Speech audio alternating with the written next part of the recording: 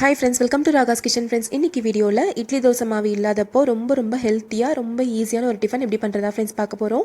இதை செய்கிறதுக்கு நான் இன்றைக்கி ஒரு 1/4 கிலோ அளவுக்கு பாசிப்பருப்பை நல்லா கழுவிட்டு ஒரு மணி நேரம் நல்லா ஊற வச்சுருக்கேங்க. தேவையான அளவுக்கு தண்ணி ஊற்றி இந்த அளவுக்கு நல்லா ஊற வச்சுக்கோங்க. இப்போ ஊற வச்ச பாசிப்பருப்பு ஒரு மிக்ஸி ஜாரில் போட்டுக்கலாங்க. இது கூட ஒரு 1/4 கப் அளவுக்கு மட்டும் தண்ணி சேர்த்துக்கோங்க, அதிகமாக சேர்த்துற வேண்டாம். கூடவே ஒரு 1.5 இன்ச் அளவுக்கு இஞ்சி சேர்த்துக்கலாங்க. கூடவே காரத்துக்கு ஏற்ற மாதிரி பச்சை மிளகாய், நான் இன்றைக்கி ஒரு 5 பச்சை மிளகாய் எடுத்திருக்கேன். தேவையான அளவுக்கு உப்பு சேர்த்துக்கலாம். சேர்த்துட்டு இதை நல்லா அரைச்சி எடுத்துக்கலாங்க. ரொம்ப மையாக அரைச்சிட வேண்டாம், ஒரு லைட்டாக கொஞ்சம் கொரப்பாக இருக்க மாதிரி அரைச்சி எடுத்துக்கோங்க.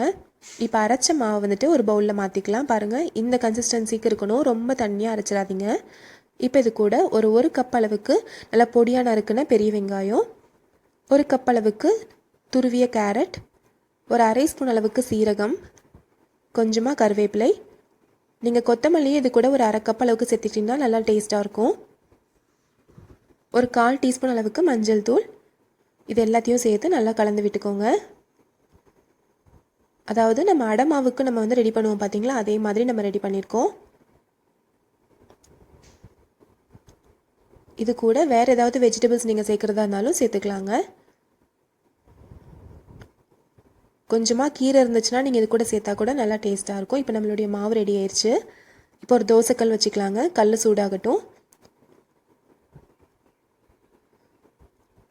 நம்ம சட்னிக்கு யூஸ் பண்ணுற இந்த கரண்டி எடுத்துகிட்டு ஒவ்வொரு கரண்டியாக நான் இந்த மாதிரி சின்னதாக ஊற்றிக்கிறேங்க. ரொம்ப மெலிசாவும் இல்லாமல் ரொம்ப மொத்தமாகவும் இல்லாமல் இந்த மாதிரி ஊற்றிக்கலாம்.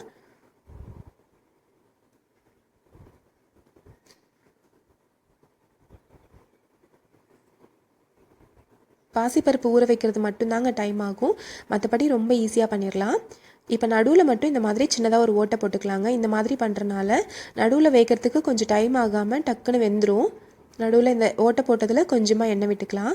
அடை தோசை, வெங்காய தோசை இதெல்லாம் ஊற்றுறப்ப நம்ம இந்த மாதிரி சின்னதாக ஒரு ஓட்டை போட்டு எண்ணெய் விட்டோம் அப்படின்னா நல்லா உள்ளாரையும் நல்லா முருகலாக இருக்கும், டக்குன்னு வெந்துடும். இது நல்லா வேகட்டுங்க. ஒரு பக்கம் வெந்ததும் நம்ம திருப்பி போட்டுக்கலாம். பாருங்கள், இப்போ நல்லா வெந்துருச்சு. ஒரு பக்கம் திருப்பி போட்டுடலாம். பாருங்கள், நல்லா சூப்பராக கோல்டன் ப்ரௌன் கலரில் வந்திருக்கு.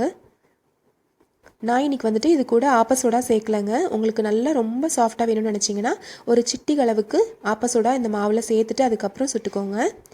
சூப்பராக வந்திருக்கு பாருங்கள் நம்மளுடைய பாசி பருப்படை. கண்டிப்பாக நீங்கள் ட்ரை பண்ணி பாருங்கள். நான் இன்றைக்கி கார சட்னியோடு சர்வ் பண்ணியிருக்கேன். ட்ரை பண்ணி பார்த்துட்டு எப்படி வந்துச்சுன்றது சொல்லுங்கள் ஃப்ரெண்ட்ஸ். இந்த ரெசிபி உங்களுக்கு பிடிச்சிருந்துச்சுன்னா நம்ம சேனல் ராகாஸ் கிச்சனில் ஒரு லைக் கொடுங்க, ஃப்ரெண்ட்ஸ் கூட ஷேர் பண்ணுங்கள், சப்ஸ்கிரைப் பண்ணி வச்சுக்கோங்க. தேங்க்யூ.